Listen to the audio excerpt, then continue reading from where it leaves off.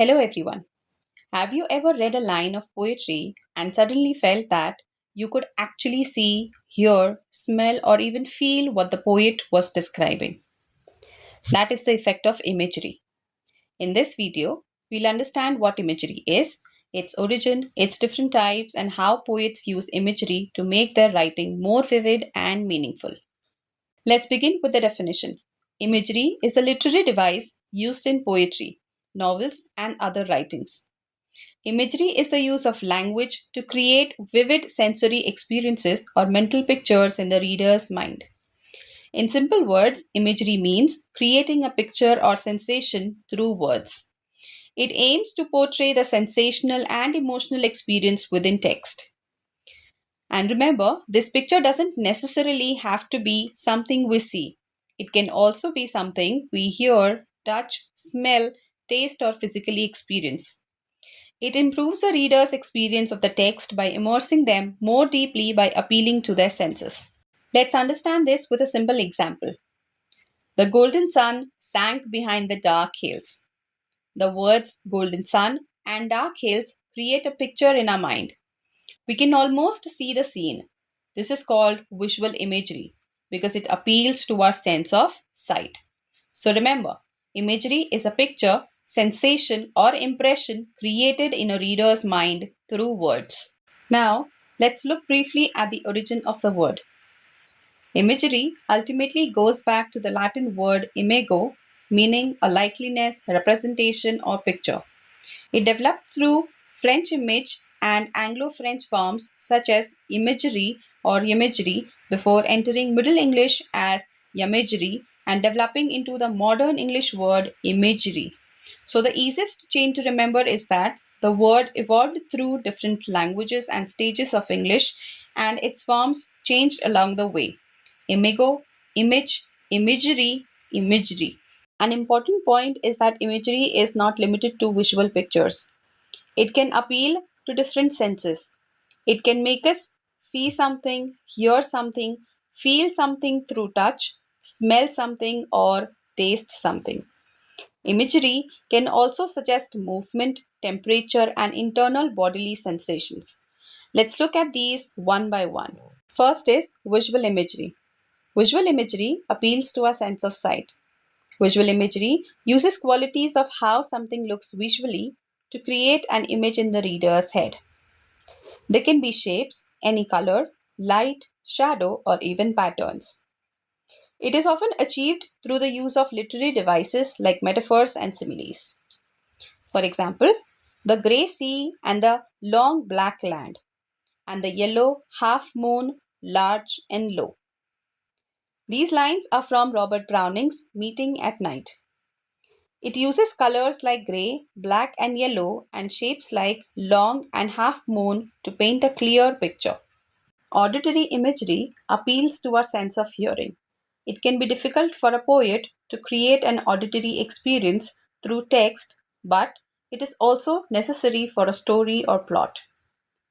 For example, the bus saw snarled and rattled in the yard. These lines are from Out Out by Robert Frost. Here, buzzsaw is a power operated circular blade to cut wood. Words like snarled and rattled let you hear the harsh, loud noise of the machine. Or another example, to immerse the reader into a war novel, gunfire, explosions, screams, and helicopters may be used by the writer to describe the sound of war. Next is gustatory imagery. Gustatory imagery appeals to a sense of taste. It is most commonly used to describe food as a character eats it. Describing food as sweet, salty, or even spicy can immerse a reader into a character's simple action of eating.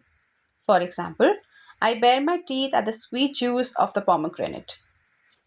These lines are from The Pomegranate by Evan Boland. These lines trigger the taste buds by describing the sweet juice of a specific fruit.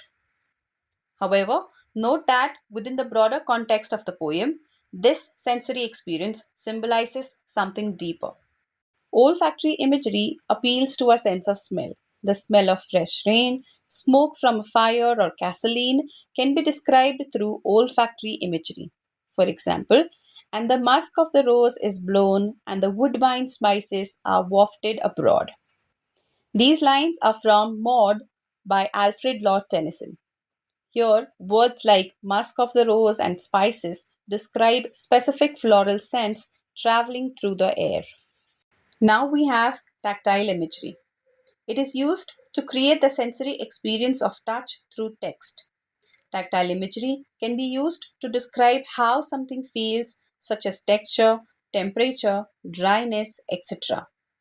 For example, the cold, damp clay of the ditch where the water is frozen stiff. These lines are from The Great Hunger by Patrick Kavanagh. It describes physical textures and temperatures, cold, damp, frozen, that you can feel on your skin. It is about physical touch and texture.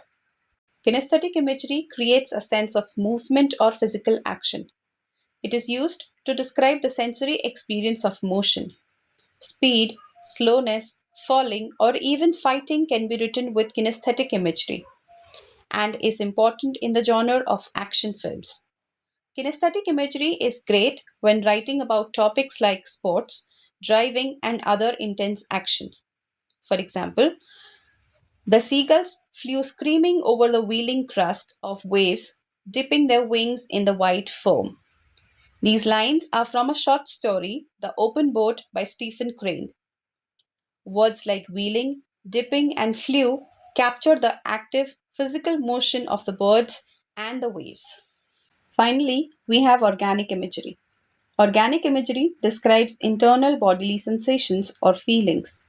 It appeals to the physical sensations such as hunger, fatigue, fear, or even emotions. It describes the emotions of a sorrowful character and is the best tool to move a reader to tears of either joy or sadness. For example, my heart aches and a drowsy numbness pains my sense as though of hemlock I had drunk. These lines are from Ode to a Nightingale by John Keats. John Keats describes an internal physical feeling, a deep ache and a heavy, drowsy numbness inside his body. Now, let's connect imagery with figurative language. Imagery can be created through ordinary description, but it can also be created through devices such as metaphor, simile, and allusion. For example, a metaphor can create a strong mental picture. But remember, imagery itself is not a figure of speech. Rather, figures of speech can be used to create imagery. So, imagery is the picture or sensory impression, while a metaphor or simile may be the technique used to create it. So, why do writers use imagery? Imagery makes literary writings more vivid and concrete. It helps the reader experience the scene through the senses. It can create mood and atmosphere, communicate emotions, and contribute to the meaning and themes of a literary work. So, imagery isn't simply decoration, it can play an important role in helping us understand what a writer is trying to communicate. Let's quickly revise. Imagery is the use of language to create vivid sensory experiences or mental pictures. The word ultimately comes from the Latin imago, meaning likeness or representation. The main types are visual, auditory, tactile, olfactory, gustatory, kinesthetic, and organic. Imagery helps us make literature vivid, concrete, emotionally effective, and meaningful. So, the easiest formula to remember it is imagery is equal to words that make us experience something. I hope this video has made the concept of imagery clear and easy to remember. Keep revising, keep learning, and I'll see you in the next video. Until then, keep learning, keep growing.